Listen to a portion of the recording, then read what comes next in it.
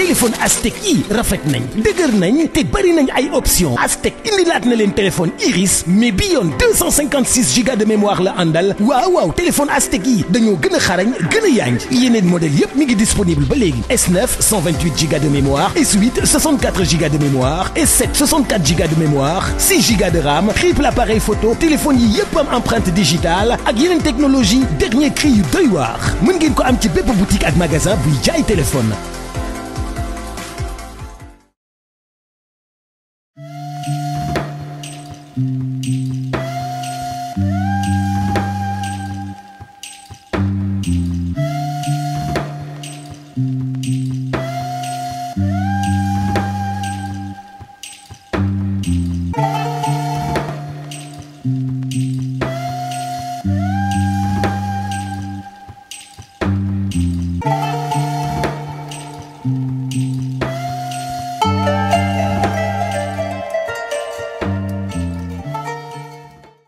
Tu regardes encore des podcasts vidéo avec des pubs? Découvre Podplay, la première app pour voir tes podcasts vidéo préférés sans interruption. Classé par catégorie avec 0 pub et du vrai contenu africain et international. Podplay, c'est ton nouvel espace 100% podcast vidéo, disponible sur podplaytv.com. Podplay, 0 pub, que du vrai contenu. Mata Style est une marque de prêt-à-porter, mode, haute couture, de créatrices destinées aux femmes, aux hommes et aux enfants. Mata Style existe depuis 2016. Mata Style, c'est la classe, l'élégance avec une finition précise sur nos articles. Les collections imaginées et produites sont à l'image des créatrices de renommée internationale. Elles s'inspirent des classiques avec des touches de légèreté toujours raffinées. Les nouvelles collections sont disponibles en boutique située à Ouest Foire, en face Paracouture. En ligne sur notre site internet www.matastyle.sn ou sur nos réseaux sociaux.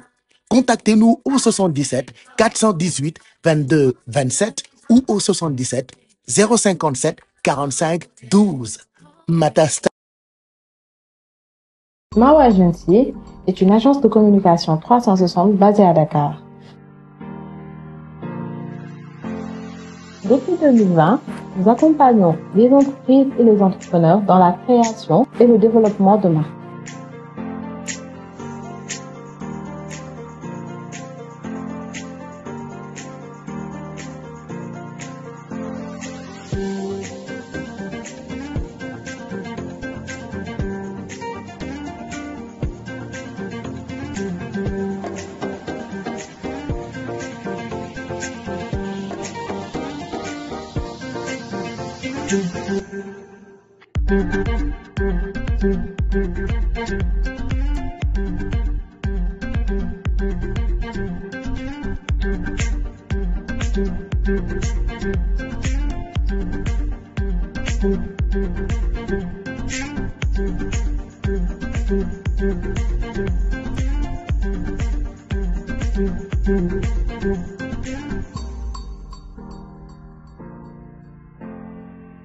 Avec Mawa Agency, communiquez avec impact. Vivez avec des résultats.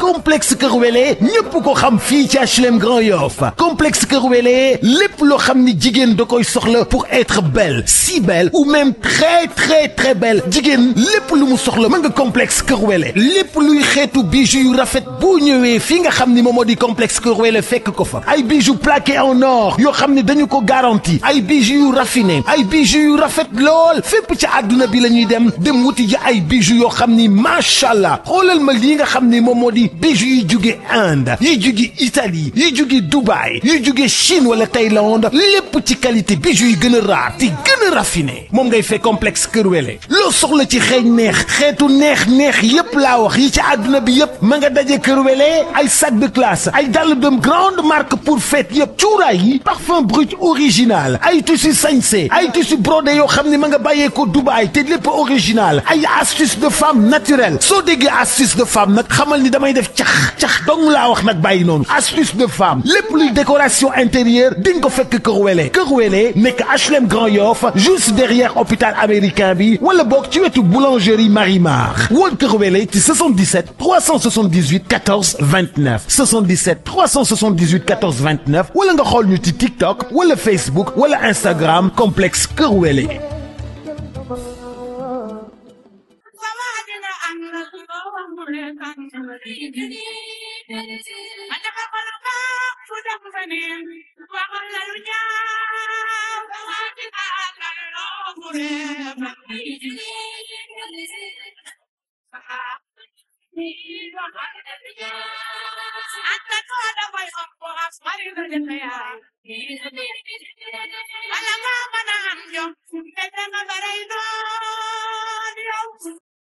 Salam sama gaay yi ñun ñoo ñëwaat ak yeen Pellos by PT Cosmetica sama client yi may laaj lu tax doo indi Indian hair ma ne leen waaw dama koy indi damay dugg ba biir Inde xool usine yi fa gën a baax xool qualité ko fa gën a baax ma indi ko teg ko ci kaw taabal ci tegal leen ko ci prix bu yomba képp koo xam ne nii bëgg nga jënd en gros wala nga jaayaat wala nga jënd di jaayaat contacté ñu ci numéro yi ñu lay jox wala nga ñëw ci suñu groupe bu WhatsApp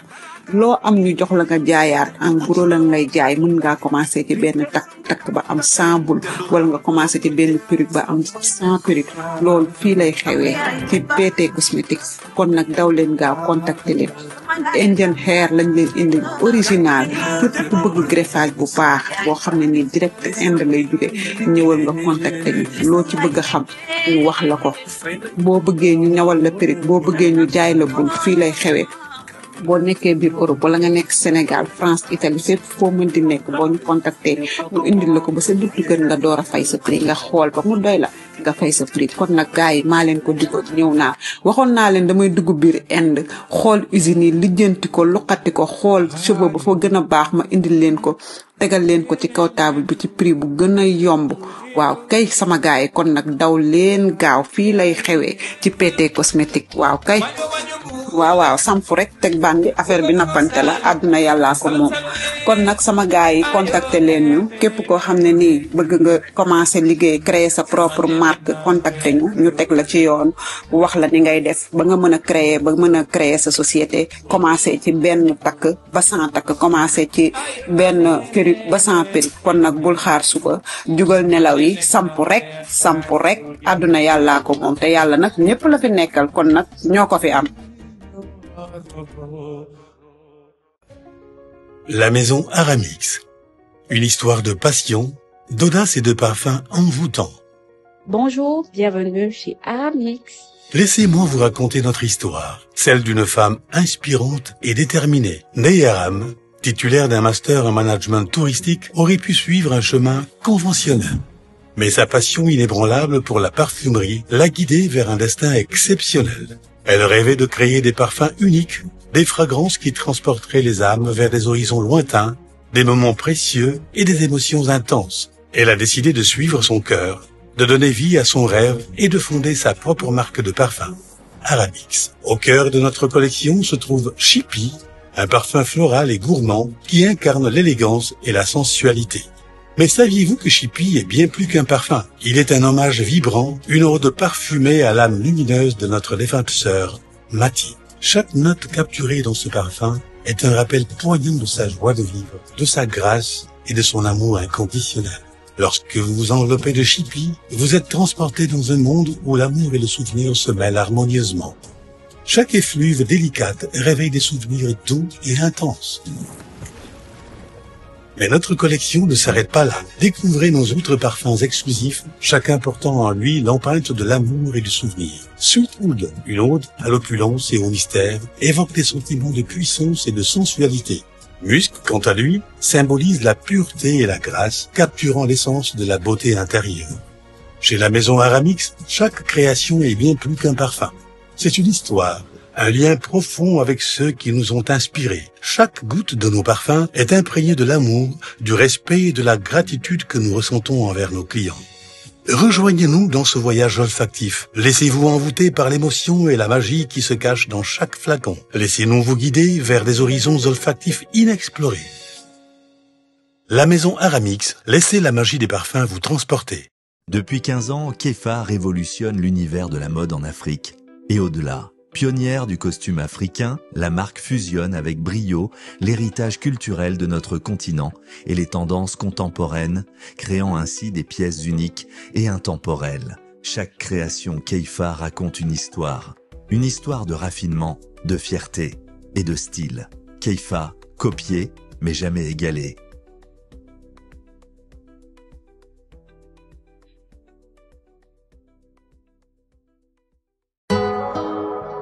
Bienvenue dans un monde où la qualité et le luxe définissent chaque coin de votre espace de vie. Que vous soyez à la recherche d'une pièce unique ou pièce maîtresse pour votre salon ou d'un ensemble de salles à manger au design unique, KD Mobilier se positionne comme votre seul fournisseur à Dakar et à Saly. Nous sommes dans l'ameublement de luxe, dans la qualité, dans le haut de gamme et les meilleures finitions. Nos salons sont uniques. KD Mobilier, nous éclairons vos choix de luxe. Embarquez avec nous dans ce voyage à travers l'artisanat exquis, le design intemporel et la qualité inégalée. KD Mobilier expose pour vous comment enrichir votre intérieur avec élégance. Chez KD Mobilier, chaque élément est choisi avec soin, comme le bois rare, le cuir de haute qualité et les métaux polis sont utilisés non seulement pour leur apparence, mais aussi pour leur capacité à vieillir avec grâce. Pour explorer notre collection de meubles de luxe, rendez-vous au centre commercial Bin Abdallah, sur les 2 voies de Sacré-Cœur, derrière le Auchan. 78 533 28 28. Mail contact@kdmobilier.sn. Visitez notre site web pour toutes vos commandes www.kdmobilier.sn. KD Mobilier, mobilier haut de gamme, élégant et design. téléphone Aztec yi rafet nañ dëgër nañ te bari nañ ay options Aztec indilaat na leen téléphone Iris mais bi yoon 256 Go de mémoire la àndal waaw téléphone Aztec yi dañoo gën a xarañ gën a yanj yeneen modèle yépp mi ngi disponible ba léegi S9 128 Go de mémoire S8 64 Go de mémoire S7 64 Go de mémoire 6 Go de RAM triple appareil photo téléphone yi yépp am empreinte digitale ak yeneen technologie dernier cri yu doy waar mën ngeen ko am ci bépp boutique ak magasin buy jaay téléphone.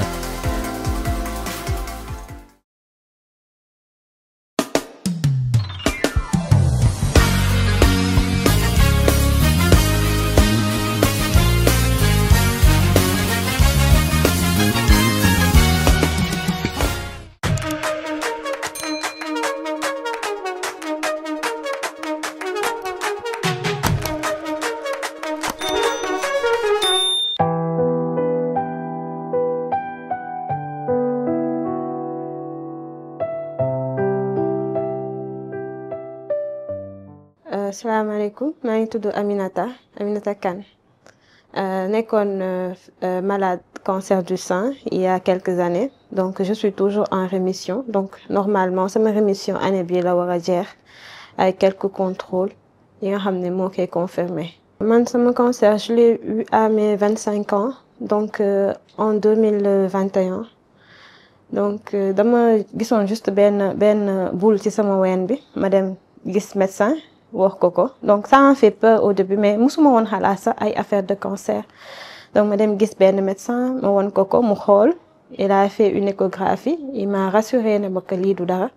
que li muy dal ci jigéen ñi à ton âge bëri na et que dafay dañ donc avec ça man aussi ma ñëw toog ak benn assurance bi mais quelques mois après je me suis rendu compte que dafa doon yokku donc man dama nekk ni ko xam dama attentionné je fais tout le temps attention à mon corps donc ma dem gis sama benn xaritu médecin généraliste la ma expliqué ko donc mu defloowaat ma beneen échographie bi ma defaati échographie bi génnee ni que c'était déjà à un stade boo xam ne il fallait qu'on fasse une biopsie donc mu orienté ma directement à l'hôpital Dantec ma dem defi ji biopsie bi donc biopsie bi génnee ni que c'était un cancer donc si période boo fekk maa ngi doon doog a pare sama formation donc j'ai dû tout arrêter pour me concentrer aussi traitement bi et puis voilà. waaw merci d'abord si intérêt bi ngeen am si cancer u xale yi gis ngeen comme ni mu amee octobre rose noonu la amee mois sensibilisation pour cancer xale yi mooy septembre ñu koy owee septembre en or comme ni ñuy célébrer octobre rose fépp ci àddina bi noonu lañ koy célébrer fépp ci àddina bi tam septembre en or léegi canceru xale yi loo xam ne lu am la lu ñu jànkonteel presque chaque jour situation bi mooy ne chaque at dinañ recevoir à peu près 200 mooy ñaari téeméer nouveau cas chaque année mooy ñaar téeméer ñu bees ñi nga xam ne feebar bi dal na leen gis nañ ko ci ñoom ñooñu dañuy ñëw dolleeku ci ñi fi nekkoon li nga xam ne ñu ngi doon faju waa cancer bi nga xam ne moo gën a bëri ci lim bi mooy li ñuy wax leucémie mooy cancer ci deret bi moom bi topp ci moom mooy cancer bi nga xam ne mooy jàpp rein bi maanaam rognon bi beneen bi ci topp mooy cancer bi nga xam ne mooy jàpp bët bi mooy rétinoblastome après yeneen yi ci topp mooy cancer yi jàpp caqaar yi am na tamit cancer yoo xam ne day jàpp yax yi am na yu jàpp muscle yi am na yu jàpp organes génitaux yi ci xale yi ci góor mun a jàpp góor mun a jàpp jigéen am na tamit tumeur cérébrale yi maanaam yi nga xam ne mooy jàpp yuur bi donc cancer yëpp vraiment am na cancer yëpp ñu ngi koy jël en charge fii. bon choc la woon parce que xalaatuma ko woon te xaaruma ko woon aussi donc man ba bi may dem jëli ji sama résultat yi à aucun moment je me suis dit que mën naa am cancer parce que c'est une maladie inconnue chez moi sama famille mosu fi am. donc bàyyiwuma ci woon benn xel franchement xamoon naa cancer ga parce que ay études médicales laa def man technicienne de laboratoire la donc amoon naa ci benn aperçu mais à aucun moment je me suis dit que lii war na nekk sama feebar maa ngi doon jàpp mu nekkoon ay genre comment ça s'appelle encore kyste voilà ou quelque chose comme ça mais à aucun moment xaaruma ko woon donc c'était le choc pour moi déjà bi may dem j'étais seule. J'étais pas accompagnée juste pour te dire en fait que xaaruma ko woon parce que su fekkoon loolu laa doon xaar dinaa doon au moins ku ma àndal mais xaaruma ko woon dama dem man kese j'ai reçu le résultat comme ça et on me l'a annoncé d'une façon boo xam ni que c'est un peu truc parce que c'est dehors le médecin il était au bloc ma taxaw ci buntu bi di ko xaar il m'a demandé de l'attendre ma xaar ko ba mu génn ma jox ko résultat bi il l'ouvre il me dit madame je suis désolée c'est le cancer donc ci instant yooyu noonu doo sax déggati en fait doo sax déggati mais après tu te ressaisis nga ñibbi ci waa ce que j'annonce la nouvelle aux parents sama famille donc ñoom ñoo gënoon a affecté wu sax par rapport à ça que man parce que man maay caatu kër gi donc ñoom ñëpp affaire bi daf leen jàppoon mais man bon dans ma tête je me disais que feebar la et que je pouvais m'en sortir loolu laa njëkk a wax sama biir bopp voilà. li ñu xayma mooy à peu près chaque année li ñuy xaar ci xale yu am cancer war na mot 1000 foog naa mooy junni waaw war na mot 1000 entre 800 ak 1200 donc à peu près daal 1000 mais ñi nga xam ne ñooy egsi fii ci unité bi. parce que benn unité la ci Sénégal yëpp autour de 200 yu bees la mais am na yoo xam ne tamit ñu ngi koy jël en charge fële ci service neurochirurgie parce que ñi nga xam dañu am cancer ci yu ces traitements li ci ëpp chirurgie lay nekk ak radiothérapie donc ñooñu pas obligatoirement ñu egsi ci ñun donc lim boobu ñun mënuñ ko boole parce que lu ñu egsi ci ñun mais lu am la lu existe la ñu ngi ci service neurochirurgie yi nekk ci Sénégal. tout d'abord man sama traitement il faut savoir que je l'ai commencé à la va-vite parce que bi ñu ma joxee kii bi résultat yi le lendemain quand je suis rentrée chez moi le lendemain moi et mon père ak sama sœur yi on est parti revoir le médecin pour mu mën ci am lu leer mais il avait dit que c'était urgent pour moi de commencer le traitement parce que c'était un cancer triple négatif te cancer triple négatif ku ko xam-xam ni cancer bu gaaw la donc développement bi dafa gaaw donc plus rapidement mën nga am ay métastases mu jàpp yeneen organes donc facilement rapidement j'ai commencé le traitement si 10 jours après donc dama enchaîner def samay analyse def scanner bi def lépp donc 10 jours après j'ai commencé la chimiothérapie mi tombé loon ci période coronavirus donc à l'hôpital pour nga mënoon def sa chimiothérapie c'était des rendez-vous yooyu mënuma ko woon xaar donc j'ai été obligée de me rabattre ci clinique pour fay séance yi foofu noonu di ko fa def. Mais je récupérais par contre les médicaments à l'hôpital. J'avais un dossier à l'hôpital de Dantec. Foofu laa doon récupérer les médicaments souvent su nekkul en rupture bien sûr. Après ma dem ci clinique bi fay séance chimiothérapie bi commencé sama chimiothérapie. Donc chimiothérapie bi ça m'a pris 6 ou 7 mois. Dur, difficile. Bon partie boobu moom moo gën a difficile ci traitement bi. Sincèrement pour man en tout cas les temps vécus moo gën a difficile pour man parce que dafa nekk expérience boo xam ne déjà Sénégal on te prépare pas duñ la préparer ci chimiothérapie duñ la wax effets secondaires yi ngay am duñ la wax comment tu vas le vivre te pourtant am na benn comment dire benn symptomatologie bu typique boo xam ne chimiothérapie moo ko moom donc loolu noonu man je me dis war nañ ci mën a préparer maladie booy commencer sa chimiothérapie ñu ne la ah lii de boo ko defee lii mën na la arrivé lii mën na la arrivé même si ñun ñëpp amuñu même symptômes yi mais au moins ñu préparer la pour que yow nga xam comment nga mën a dékku loolu noonu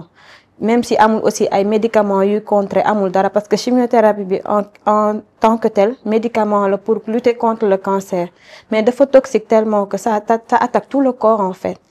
donc c'est très très difficile da ngay nekk di woccu tu perds tes cheveux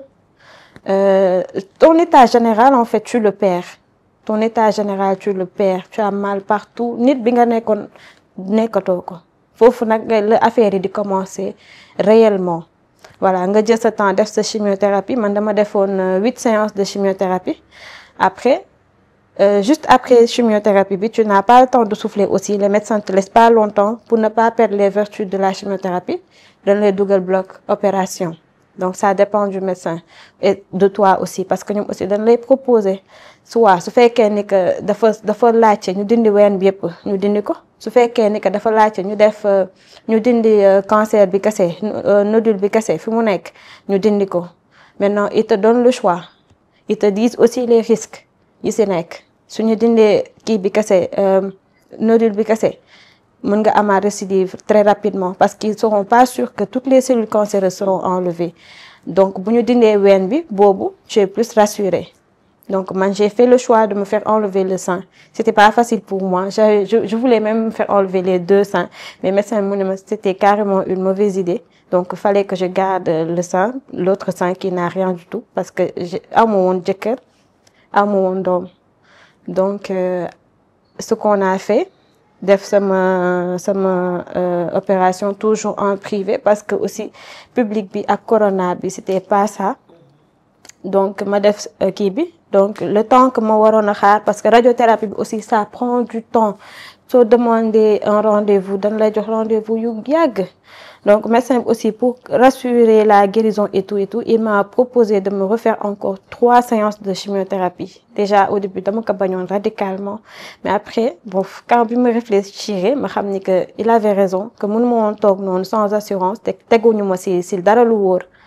donc ma accepté defaat 3 séances yi mu nekkoon 11 séances de chimiothérapie après ça j'ai eu mon rendez-vous pour la radiothérapie je l'ai faite aussi en 15 séances qui m'a pris un mois oui donc globalement le traitement m'a pris 1 année entière parce que sama résultat je l'ai eu le 4 janvier j'ai terminé le traitement le 25 décembre donc ça m'a pris 1 année entière voilà et c'était très très difficile financièrement aussi c'est très très coûteux financièrement c'est très très difficile peut-être loolu mooy tiital ñu bari loolu mooy tiital malade yu bari par rapport à la maladie parce que su ñëwee fekk la nga nekk dans des conditions yoo xam ne c'est déjà précaire nga bëgg ci boole traitement bu coûteux te xamoo ndax tu vas t'en sortir parfois c'est un peu compliqué stress boobu kese mën na yokk feebar voilà mais état bi bon malgré que ñi ngi jàppale mais des na trop des na lu bari. prise en charge bi métti na trop parce que déjà pour def diagnostic bi il faut nga def ay bilan ay analyse ay radio yenn saa ay biopsie ak examen anapat bi yëpp pour ñu mun a ne feebar bi moo la dal ak feebar bi fii la yem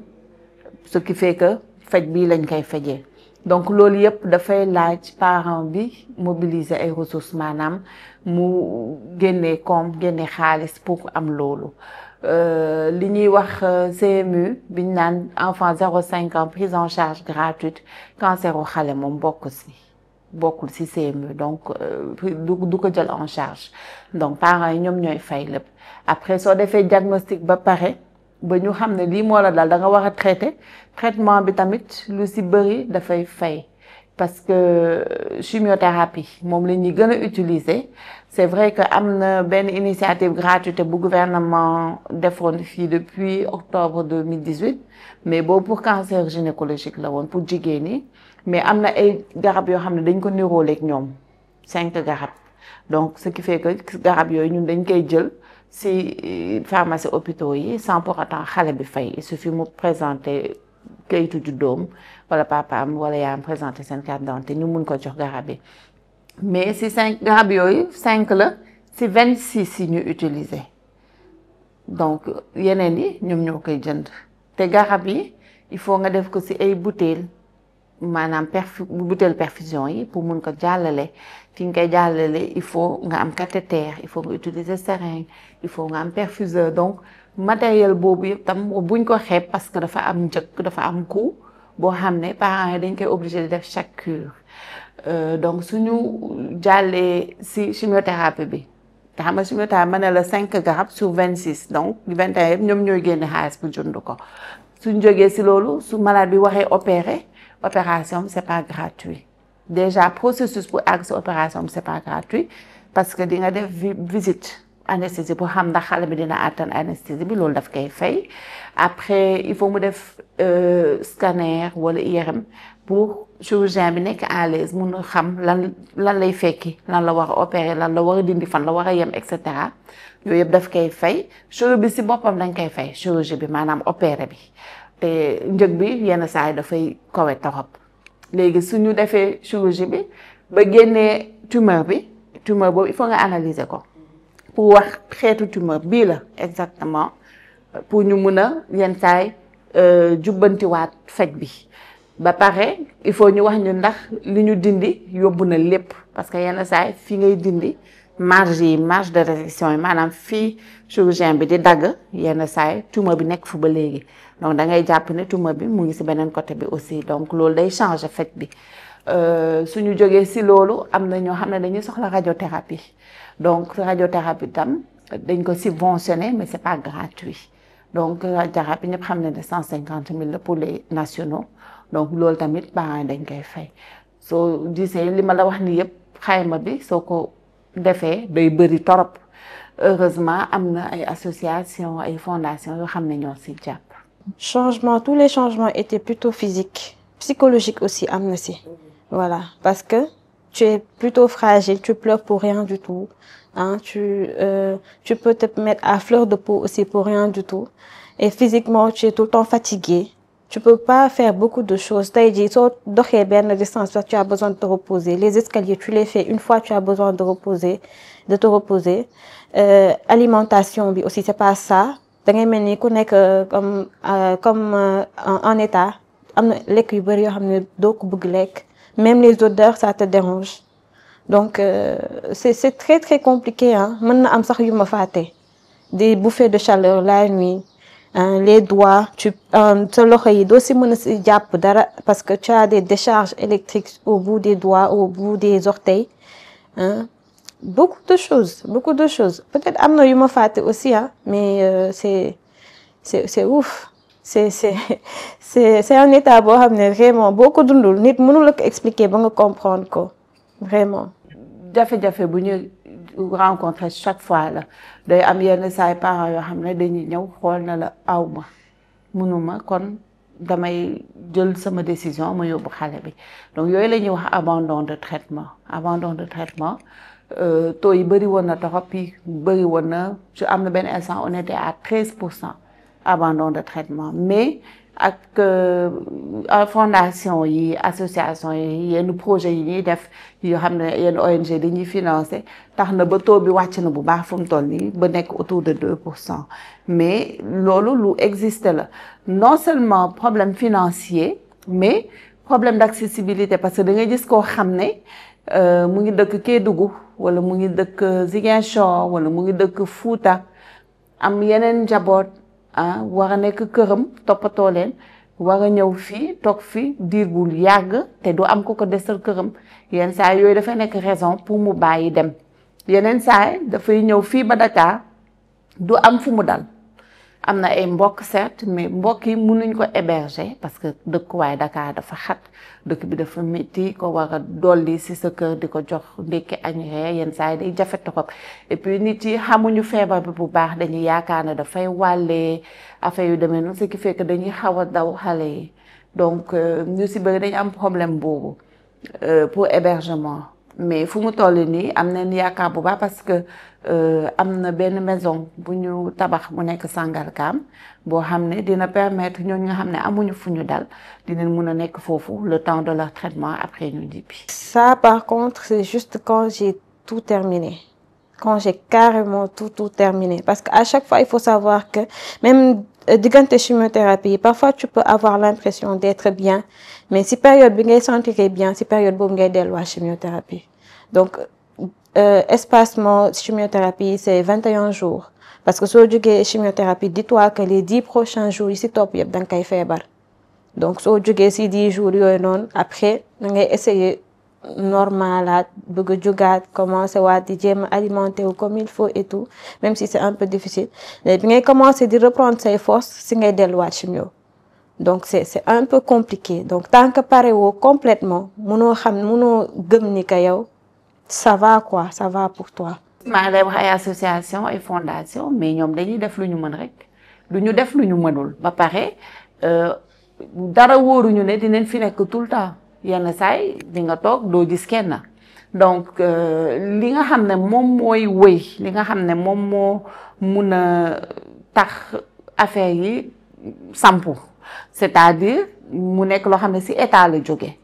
parce que soo seetloo cancer xale soo xaymaa cancer yëpp 1% kese la xam nga 1% danga naan bëriwul mais bu ñu fàtte ne fii Sénégal on a une population jeune parce que ANS bi mujjee def enquête am moitié population bi amul 19 ans donc ay xale lañu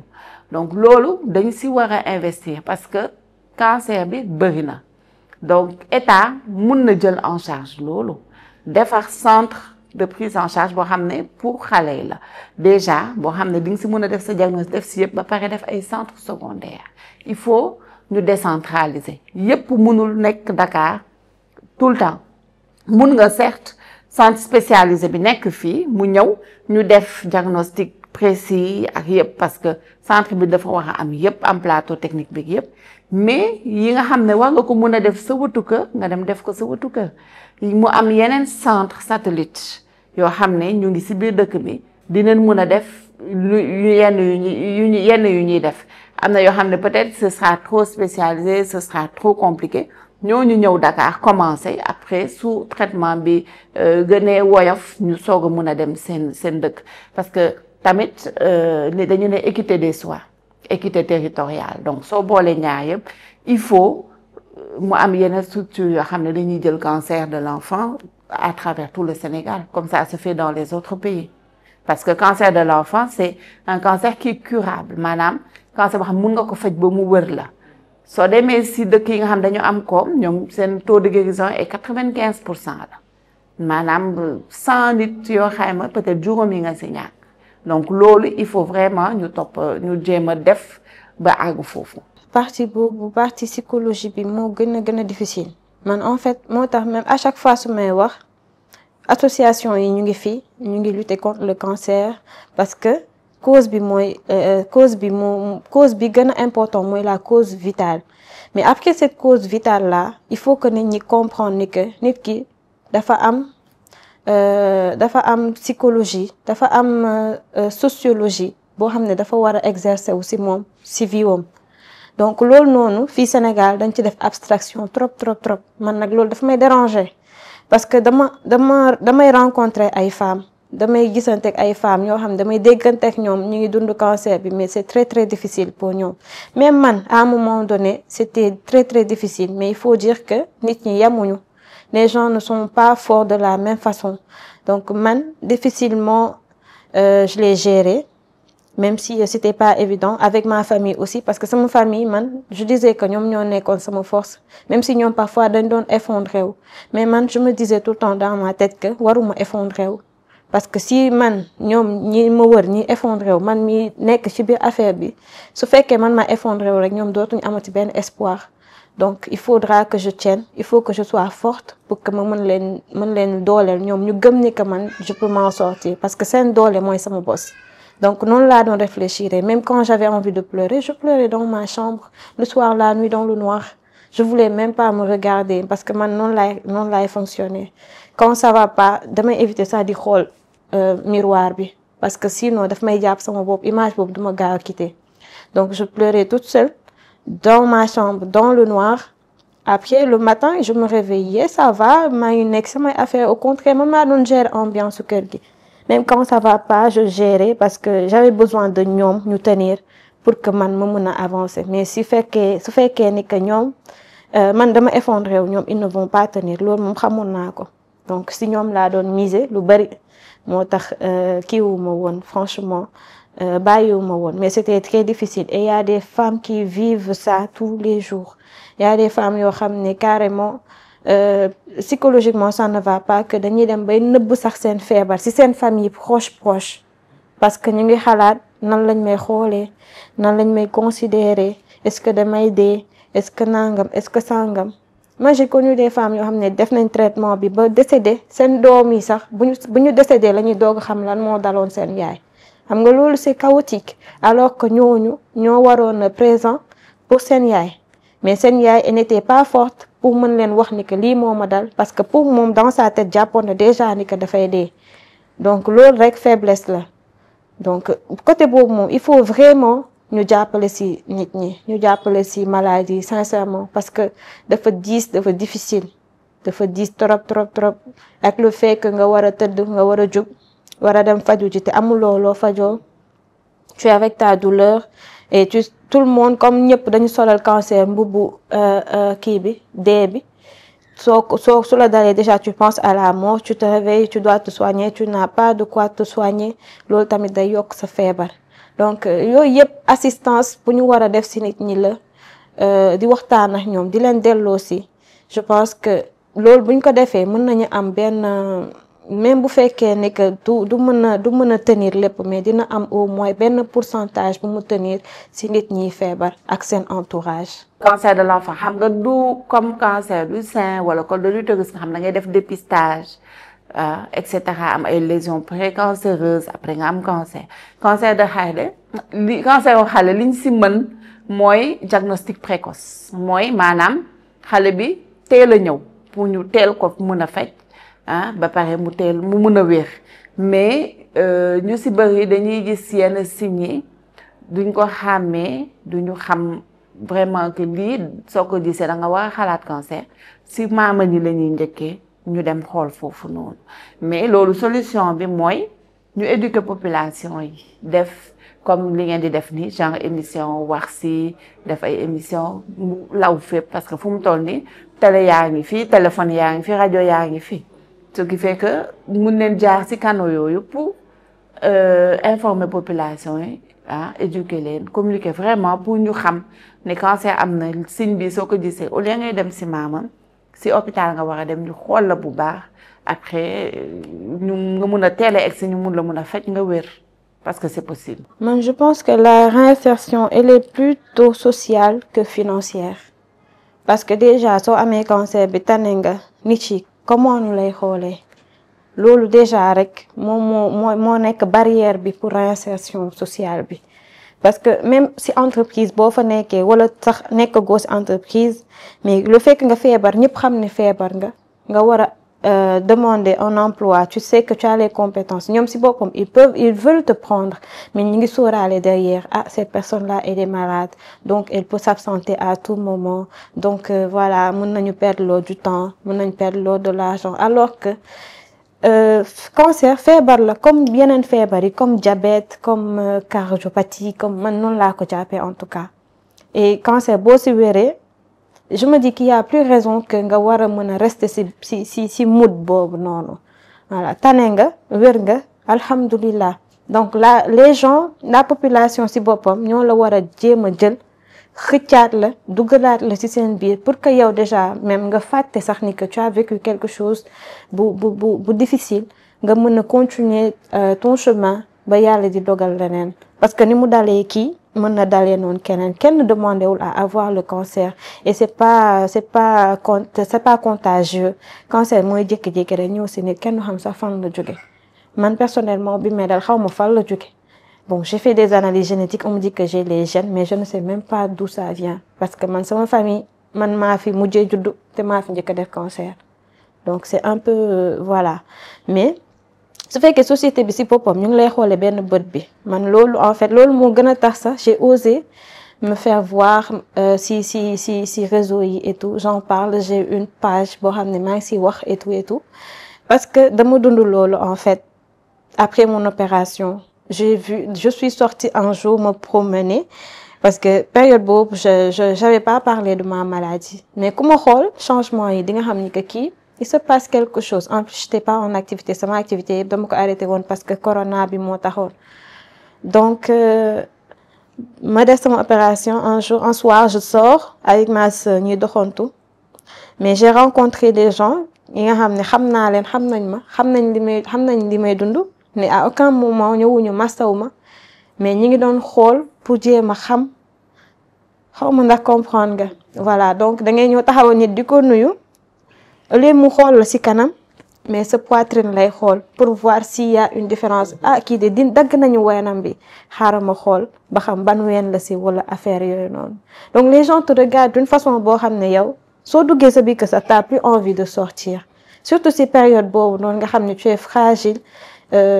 Psychologiquement, c'est tellement, c'est pas ça quoi. Donc, ñu lay xoolee noonu, quand tu rentres chez toi, tu n'as plus envie de sortir. Donc, ce fait que c'est une personne boo xam ne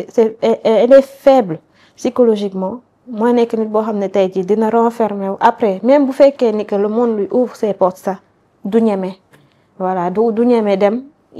si accéder si yenn kii parce que mi ngi xalaat nuñ may xoolee su ma wanee ginnaaw lan la ñuy wax nangam ak sangam. Mais je veux juste faire comprendre aux gens que cancer bi nit ci luñ ko jàppee du loolu. Feebar la comme feebar yépp. Ween du dara, organe la. Tey jii nit ñu bëri ñu ngi dox te amuñu benn rein mais gisuñu ko. Nit ci bëri ñu ngi dox am na ay organes internes yoo xam ne nit ci ñu ngi koy perdre te nit ñi duñ ko xam. Donc pourquoi yow nga war a perdre sa sang rek nga yaakaar ni que c'est le monde qui te tombe dessus. Hein? Donc c'est nit lu mu waree sant yàlla man je me dis bëri na. Parce que soo feebaree ba ñu dagg sa ween pour arrêter feebar bi sant yàlla la. Tey jii buñ la bàyyi sa ween nga ànd ak moom dee ñu ànd leen boole suul. Donc loolu man je me dis que amul dara lu si nit war a rus. Donc réinsertion sociale bi il faut déjà mooy li ma lay wax toujours avoir des sociologues yu mën a waxtaan ak nit ñi mën leen remettre à niveau parce que soo jógee ci benn niveau dugg ci feebar bi génnaat après beneen niveau ngay nekkaat encore tu n'es plus la personne que tu étais avant quoi qu'on puisse dire. Am na yu bëri yoo xam ne danga ko daan def mënatoo ko il faut que tu t'acceptes d'abord il faut que nga nangu nit bi nga doon léegi que changer nga tu n'es plus la personne d'avant et puis nga mën a engagé wu si loo xam ne tey jii mën na la jëmale kanam nga bañ a calculer bañ a sóoraale comment les gens vont te regarder comment les gens vont te juger wala dara parce que ku nekk tu as ton histoire derrière boo xam ne tey ku ko xamoon xeeb la mais cancer nekkul lu ñuy xeebaatee cancer nekkul loo xam ne tey jii mën nañ si basé wu pour juger qui que ce soit donc voilà. man damay wax si wàllu xale yi parce que si laa liggéey. am nañ problème yu mag problème yu rëy pour radiothérapie parce que am na feebar yu koy soxla yoo xam ne si traitement bi la bokk si plan de traitement bi maanaam dañ la naan soo diagnostiqué ba pare da nga war a def chimiothérapie ba tant de semaines soo si paree nga def chirurgie soo defee chirurgie nga def radiothérapie nga continuer si chimiothérapie donc noonu lañ ko bindee noonu la war a demee mais yow da ngay jéem a def plan de traitement bi mais sa problème mooy nekk ne heure bi nga war a def radiothérapie doo ko si mën a def parce que dañ la ne liste d'attente dafa am. C'est vrai que ñoom ñu ngi jéem a prioriser xale yi mais yenn saay duñu mun a dugal xale yi ba nga xam ne dafay jël temps bu bëri fii ñu nekk Dalal Jàmm par exemple xale yi mënuñ fi defee radiothérapie parce que xam nga radiothérapie il faut xale bi rester immobile il faut nga rester immobile ñuy envoyer rayons yi au même endroit maanaam sur la tumeur waroo déborder parce que soo déborder da ngay laal organe bi te soo laalee organe bi da nga koy gaañ parce que moom warul recevoir rayon donc xale mënoo ko ne tëddal bul bouger surtout yenn âge yi mu tëdd bañ a bouger surtout que dañuy ragal te xam nga salle radiothérapie bi moom rek moo fay nekk donc day ragal day bouger obligatoirement ce qui fait que pour defal radiothérapie si xale jusqu'à un certain âge il faut nga defal ko anesthésie générale donc anesthésie générale chaque jour parce que radiothérapie bi c'est ay sous 21 jours 28 jours yenn saay donc chaque jour nga war def anesthésie donc anesthésiste il faut mu am si service radiothérapie pour muy mun a nelawal ñi ko soxla ñu defaral leen ñu dem léegi loolu amul fii Dalal Jàmm ce qui fait qu'on est obligé d'envoyer les enfants jusqu'à Touba la ñuy dem di def seen radiothérapie foofu heureusement équipe bi nekk foofu radiothérapeute bi daf ñuy jël en priorité xale yi dina am peut-être yenn saa tuuti retard mais du bëri après anesthésie bi nekk foofu il est très ouvert il est vraiment laabir na dafay defal xale yi anesthésie tous les jours ba ñu mën a pare seen traitement donc loolu problème bu rëy la te xam nga traitement boo xam ne dañ leen danga si war a def lii ak lii pour mu wér soo manquélee benn dafay indi problème donc yow chiffre pronostic bi da nga koy yàq maanaam donc li nga doon am yaakaar ne di nga ko faj à 100% yow joxewoo lépp munoo am résultat yi la neex donc radiothérapie problème bu mag a mag la njëg bi moom sax waxuñ ko parce que dinañ ko lijjanti loolu moom du problème mais pour mu def radiothérapie c'est vraiment un problème. Man j'ai tout le temps envie de le raconter. Il y a même des femmes qui me contactent parfois me demandent Aminata nan nga def ba am doom mais doom yàlla moo koy maye kan moo leen wax ku am cancer du am doom. En fait même avant mon mariage man je recevais tout le temps cette question-là est-ce que après di nga mën a am doom kan moo leen wax cancer ak am doom c'est diamétralement opposé certainement que parfois tu peux avoir un cancer hormonodépendant qui dépend des hormones de la femme mais après bu ñu ko gérer nga def sa hormonothérapie ba sa médecin juger ni que ça va et que nga nekk en âge de procréation tu peux toujours essayer à avoir des enfants. Voilà, man j'ai eu un cancer non hormonodépendant triple négatif donc cancer boobu noonu doo jël hormonothérapie donc awma woon comment dire benn interdiction de faire un enfant fallait juste que j'attende que sama situation gën a stable et tout voilà c'est après le cancer que j'ai rencontré mon mari et après le cancer que j'ai eu mon enfant j'ai eu ma fille elle va bientôt avoir 1 an daaw si heure bii nii j'étais encore en état donc j'ai eu une grossesse normale sans souci rien du tout j'avais aucun problème du tout et j'ai eu un accouchement aussi par voie basse normal sans souci sincèrement awma benn problème pour dire vrai donc femmes yi di dund cancer bi man je leur dis juste de se rassurer parce que ñëpp xam nañ ni dundu jigéen yëpp dafa wekku ci am doom jigéen bu amul doom c'est parfois un peu difficile pour elle de gérer tout ça là mais cancer ne veut pas dire que doo am doom c'est diamétralement opposé donc mën nañu am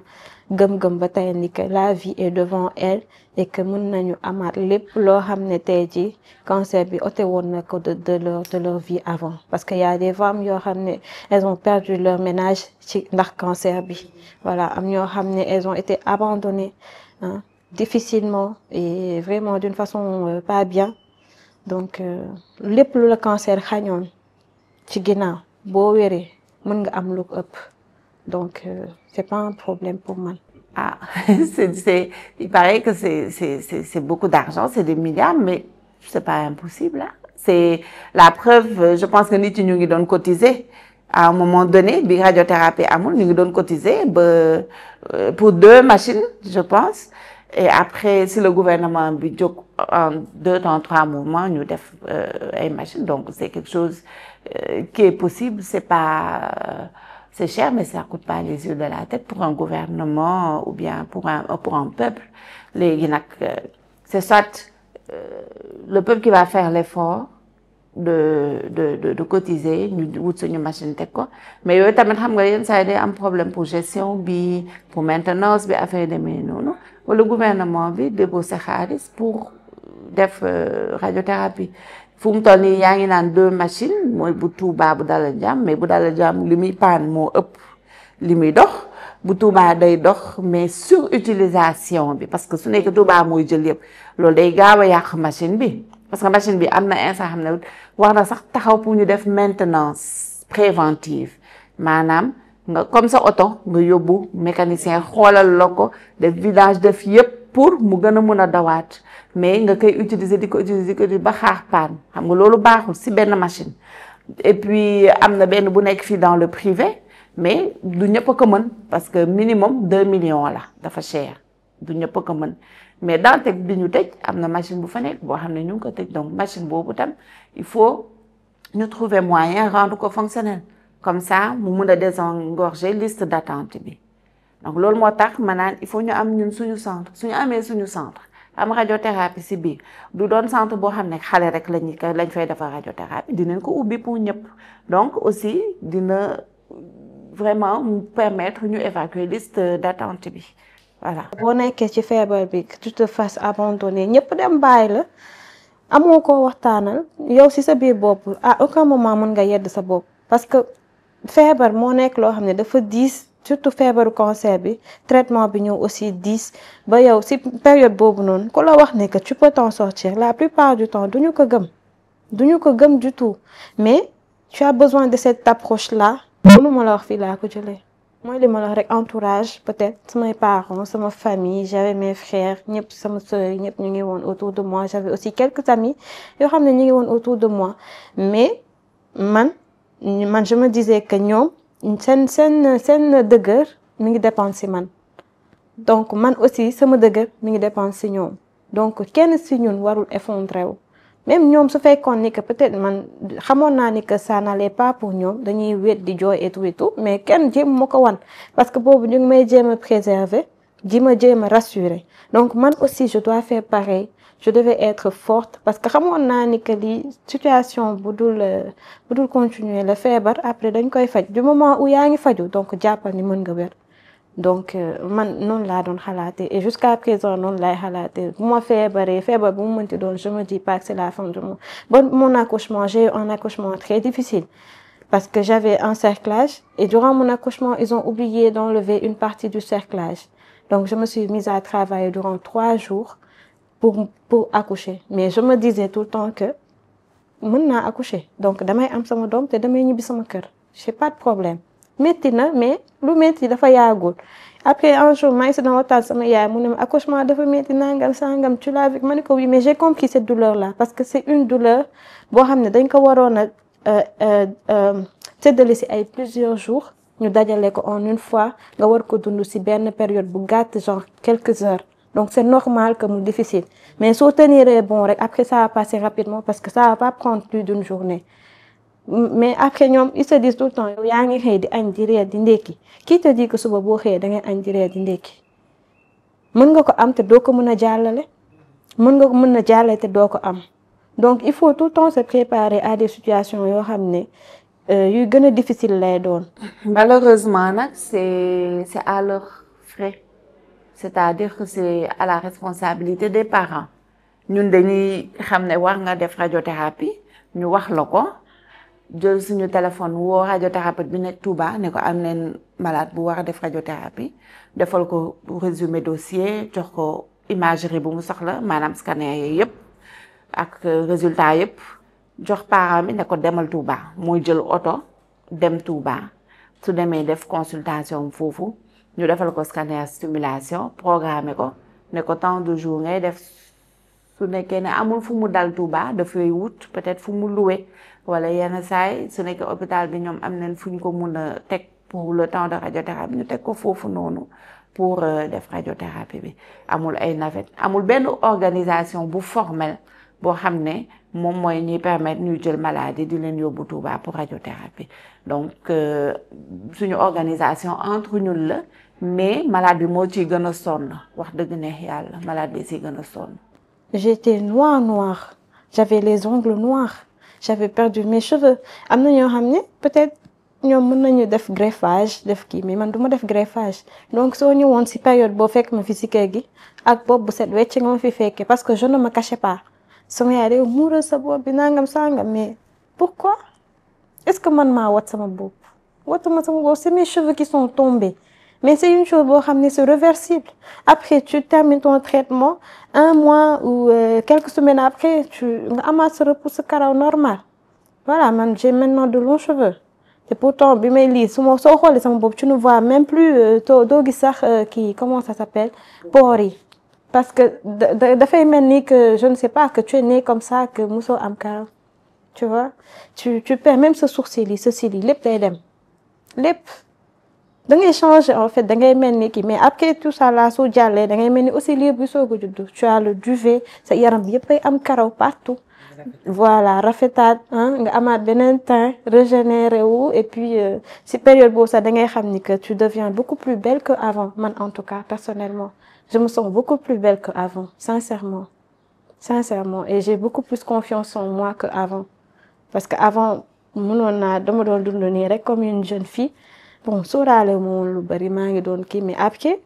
tu rentres dans la vie d'adulte parce que am nga loo jot a dund et puis tu as rencontré des femmes beaucoup plus âgées que toi ñenn ñi des ñenn ñi dem donc loolu yëpp da nga ko war a gérer ci biir traitement parce que da ngay nekk ak nit tey ngeen traité wu tey suba nga xëy ñu ne la dee donc ko war a gérer te il faut nga continuer ce traitement parce que yow mii bëggoo bokk ci nar a dee tu vois donc mi ngi noonu et puis après tu gagnes en confiance. da nga mën a continuer da nga mën a lu lay jaaxale ci àdduna du bari nit lu mu lay defati aussi lu lay metti du bari donc man noonu laay doxee actuellement et je pense que j'ai une mentalité beaucoup plus forte ba gisatuma ci àdduna loo xam ne mën na ma anéantir mën na ma mettre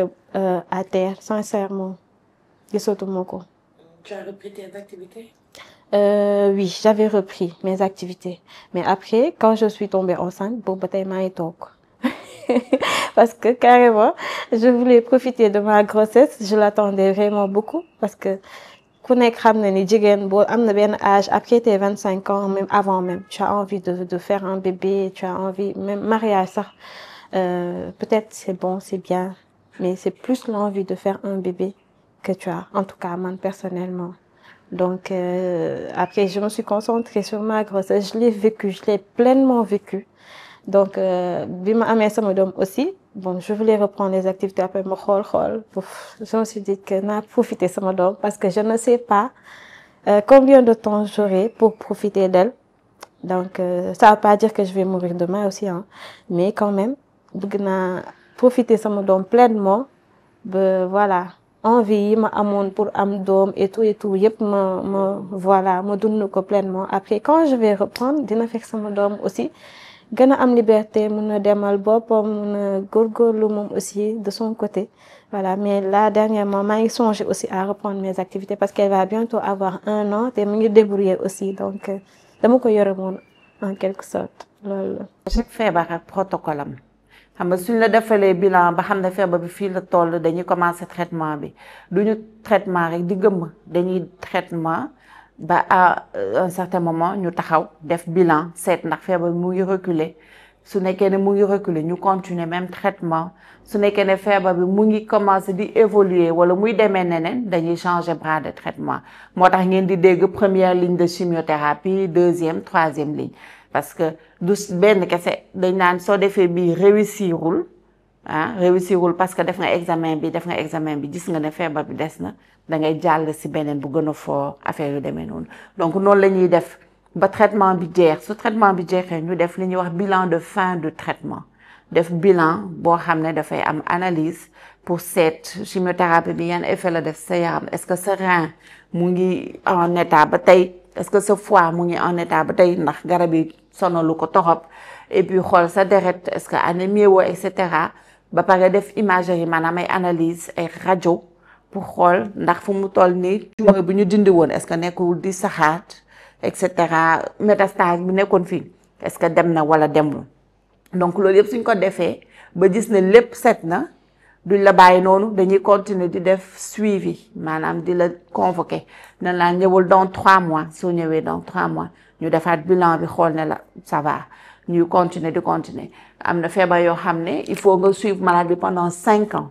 pour mën a déclarer guérison bi am na feebar yoo xam ne da ngay suivre malade bi pendant 1 an pour déclarer guérison bi am na feebar yoo xam ne par exemple 10 ans pour déclarer guérison bi donc suivi boobu yépp pour seet ndax feebar bi day rechuter wala du rechuter ba pare dafa métti tam ci personnel bi donc il faut ñu am soutien psychologique et ñoo xam ne dañuy nekk fii di gunge ñi nga xam ne feebar bi da leen dal ak ñi ñu nekkal donc loolu aussi amuñu équipe de soutien psy fii ñu nekk nii moo nekkoon seen bureau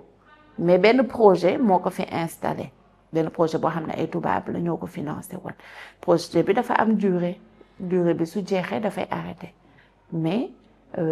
am na ay psychologues yoo xam ne ils sont formés et tout ministère war nu mun a recruter ay psychologues yu nekk fii nekk ay fonctionnaires di liggéey donc loolu aussi c'est un message que je lance parce que c'est important le soutien psychologique c'est primordial mënuñu dem sans moom surtout que maanaam la plupart des malades arrivent tard donc ñooñu xam nga doo leen mën a faj ñu wér donc obligatoirement ñooñu ñoom ñooy def décès yi et cetera donc il faut ñu am soutien pour jàppale ñooñu avant pendant et après le deuil il faut loolu ñu def ko parce que ñun soins palliatifs lu important la parce que la moitié de nos malades dañuy dem ci soins palliatifs mooy suñu xamee ne mënuñu faj sa malade mu wér dañ ko mën a gunge donc suñ koy gunge nañu fexe ba bu mu am douleur donc problème morphine baa ngi noonu mais également ñu jéem a dalal xelam donc soutien psychologique bi mu ngi noonu donc ñaari affaire yoo xam ne la mënul ñàkk. dama leen juste bëgg wax ni que ñu bàyyi xel ci nit ñu feebar yi que ce soit le cancer que ce soit une autre maladie parce que feebar yi léegi bari na ci dëkk bi mais là cancer moo ñu fi tax a toog donc on va parler du cancer. Déjà, il y a des associations, il y a beaucoup d'associations au Sénégal ñi nga xam ne ñu ngi lutter contre le cancer mais seen lutte yëpp c'est casé en fait c'est cadré sur le plan vital sur le plan du traitement et tout mais man li ma gën a soxal mooy assistance sociale bi nit ñi war a am bi maladie war a am ak seen ay famille ak seen ay accompagnants donc assistance sociale boobu noonu il faut que ñu def ci dara parce que psychologiquement les femmes les malades sont en train de mourir psychologiquement même avant de mourir physiquement man en fait li may wax ni c'est par expérience parce que j'ai connu beaucoup de femmes traitement bi j'ai connu beaucoup de femmes et la plupart du temps des femmes elles sont pas accompagnées elles sont seules et tout donc vous êtes obligés parfois d'être entre vous de vous parler de kii mais yéen ñëpp yéen a ngi nekk ci même étape bi donc kenn mënul réconforter sa morom kuy wax rek yàlla baax na ngay wax dina jeex on va s'en sortir et tout ku nekk di bëgg a gëm mais li ñu soxla réellement mooy assistance sociale ci biir hôpitaux yi assistance sociale ci biir centre de chimiothérapie yi parce que assistance sociale bokk na ci tey jii tudd nga léegi côté esthétique bi jàppale jigéen boo xam ne tey jii nga ñëw mi ngi def chimiothérapie wam nekk ci benn état boo xam ne convenir ko tu viens tu lui offres benn séance de maquillage ça lui ferait du bien et puis day renforcer confiance bu xam ni qu'elle n'a pas perdu ce qu'elle avait tu vois tu lui offres benn pose ongle et tout même si nekkul loo xam ne lu kii la lu important la mais peut-être travail psychosocial bi travail psychologique bi muy def ci nit ki yow mi di toog fële di ko juger mënoo ko xam parce que man nekkoon naa ci man dama doon toog di jël ay vernis à ongles di defar samay wéy parce que wéy yi dafa ñuuloon ba nga xam ne daf ma doon déranger dama doon vernis samay wéy yi di defaru su ma toogee parfois l'après-midi ma solu je me maquille et puis je me sentais bien dama doon fàtte sax ni que dama feebar tu vois mais nit ñi soxla nañ aussi ku leen di waxtaanal durant la séance de chimiothérapie tey jii bu ñu fekkee ni que benn salle la ñu am bu def par exemple 10 malades benn aide sociale ñoo toog waxtaan ak ñoom expliquer leen comment ça se passe ah waxtaan ak ñoom delloo si leen wax leen ni que carrément ni que lii c'est une situation bu taxaw mais que day jàll et que vous avez une vie après le cancer et tout gëmloo leen ko moi je pense que lutte bi dina gën a yomb parce que nit kuy xeex ñi nekk si biti waruñu koo gën a farlu moom moo war a gën a farlu si xeexam mais avec les bonnes armes quand même donc loolu noonu mën na si jouer aide psychosociale boobu aussi mën na jouer si famille bi déjà ñu exiger la sooy ñëw nga am koo àndal soit une ou deux personnes ñooñu bu ñëwee ñu waxtaan ak ñoom expliquer leen ni que la personne elle a besoin de soutien elle a besoin d'aide loolu mën na si jouer aussi lu bari donc y a beaucoup d'aspects yoo xam ne tey jii dañ ko mettre en pause wala en je sais pas man mais c'est très très important parce que nit dëgg la dund baax na mais dund aussi en tant que nit mais nga wér mais nekkoo nit nekkoo dof nekkoo mala nekkoo dara mais tu vis juste pour vivre pour mourir un jour c'est pas intéressant donc nañu jàppale maladie bu baax a baax a baax ñi nga xam ne ñi ngi nekk en dehors de la maladie aussi xamuñu ko musul laal ku ñu xam donc je leur demande de prêter attention si ñi feebar parce que loo xam ne la jombul kenn à tout moment mën na ñëw si sa vie mën na la bañ a laal directement mais mu laal kenn koo xam ne peut-être xam nga ko wala xam nga ku ko xam donc ni ngi noonu il faut que nit ñi bàyyi ci xel bu baax a baax a baax voilà donc association yi aussi maa ngi saluer seen liggéey même si awma guma benn contact direct ak ñoom sauf pour l'association Cancer du Sein Sénégal xamante naa ak Tata Diara Kébé voilà c'est une belle personne que j'ai rencontrée voilà et c'est après la maladie que je l'ai rencontré aussi sinon waa LISCA aussi maa ngi gis seen liggéey bu baax a baax donc ñoom aussi ñu ngi góorgóorlu bu baax avec l'appui de l'État aussi toujours mais nañu gën a pencher aussi côté psychosocial bi man daal problème boobu mooy sama livre mooy sama combat te pare naa aussi pour taxaw pour liggéey pour loolu noonu voilà. merci pour occasion bi ñu jox pour wax problème yi. parce que tamit li naan sa waxulee sa jàngoro kenn du la ko mën a fejal li ñu yaakaar mooy ne émission bi nga def ni élément bi ki ko war a déggu ko te su ko déggee mu gestu xale yi parce que soxla neen ko donc vraiment merci.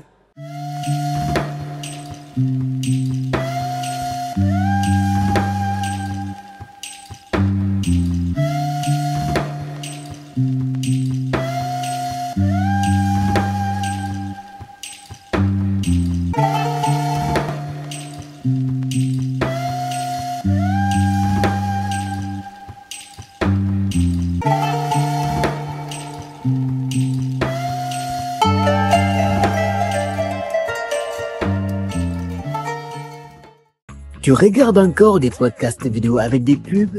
Découvre Podplay, la première app pour voir tes podcasts vidéo préférés sans interruption. Classé par catégorie avec 0 pub et du vrai contenu africain et international. Podplay, c'est ton nouvel espace 100% podcast vidéo, disponible sur podplaytv.com. Podplay, 0 pub, que du vrai contenu.